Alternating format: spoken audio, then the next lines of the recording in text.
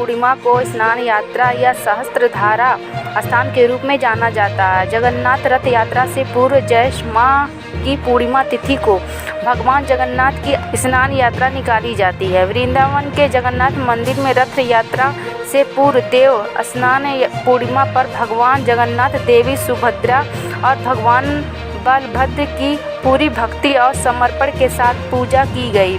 समारोह पूरी भव्यता और पारंपरिक तरीके से मनाया गया। बताया जाता है कि ये भगवान जगन्नाथ मंदिर के सबसे प्रतिष्ठित अनुष्ठानों में से एक है।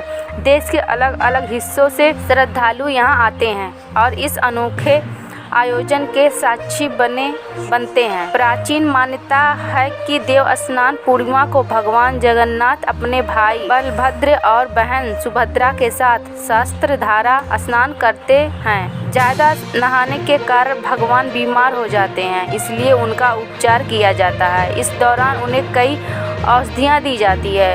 इसके बाद पूरे 14 दिन तक भक्तों को भगवान के दर्शन सुलभ नहीं होते हैं।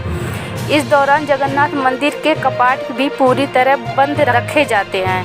15वें दिन मंदिर के कपाट खोले जाएंगे। फिर भगवान जगन्नाथ नगर भ्रमण को निकलते हैं। भगवान स्वागत में भक्तों द्वारा जगह जगह शीतल पेय पदार्थ व आमों का भोग लगाकर भक्तों को वितरित किया जाता है। वृंदावन से विकास ब्रिजवासी की खास रिपोर्ट।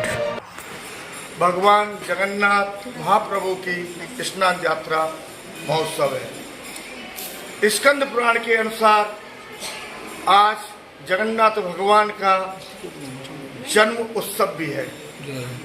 आज भगवान को शेष धाराओं से स्नान हुआ, फलों के रस से स्नान हुआ, समस्त नदियों का जो जल लाए हैं उस सबसे स्नान होगा भगवान का। यानी कि आज भगवान की स्नान यात्रा है। स्नान होने के बाद में भगवान जगन्नाथ महाप्रभु बलदाव जी और गणेश रूप धारण करके शयन कक्ष में चले जाएंगे और भक्तों को उनका दर्शन प्राप्त नहीं होगा। अंदर भगवान की पूजा, सेवा, अंगराग सेवा सब चलेंगी। जैसा स्कंद पुराण में वर्णन है उनके हिसाब से वो सब होगा। और 7 जुलाई में अरुणोदय वेला के समय जब सनराइज होगा, सूर्योदय होगा, उस समय भगवान अपने भक्तों को दर्शन देंगे। उस दिन शाम को 4 बजे भगवान जगन्नाथ बलदाव जी अपनी बहन सुभद्रा को लेकर के नगर भ्रमण करने के लिए जाएंगे। यानी कि उस दिन रथ यात्रा है। नगर भ्रमण होते हुए रथ यात्रा वापस नहीं आएगी।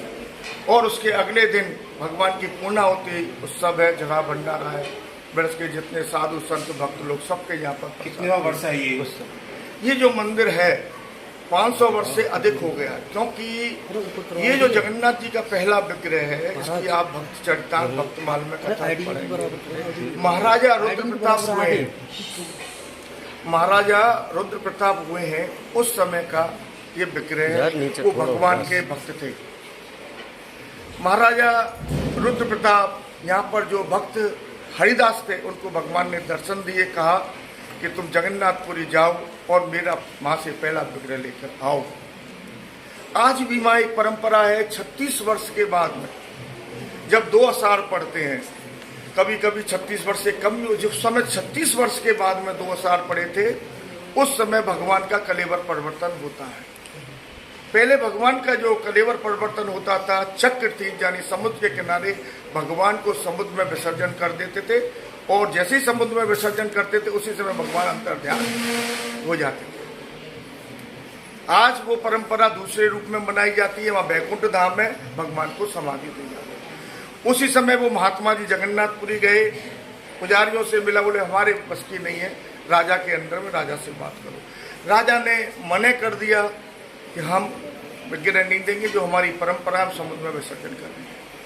महात्मा जी चक्र तीर्थ जहाँ पर भगवान को समुद्र में विसर्जन करना था, वहाँ पर जाकर के उसी रूप का ध्यान करने लगे जिसका उन्होंने श्रीधाम वृंदावन में दर्शन हुआ। महाराज जी इधर बैठे हैं भगवान के ध्यान में, उधर राजा को स्वप्न होता है कि वो महात्मा मेरी आज्ञा के आए और मेरा विग्रह जो है श्री धाम वृंदावन जाए।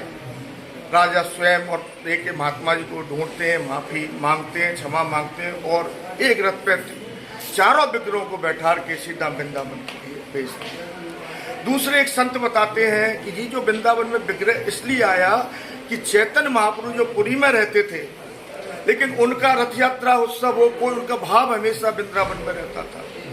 कहते हैं ये जो विग्रह है इसी में चैतन्य महाप्रभु समाये, इसलिए ये विग्रह यहाँ आया।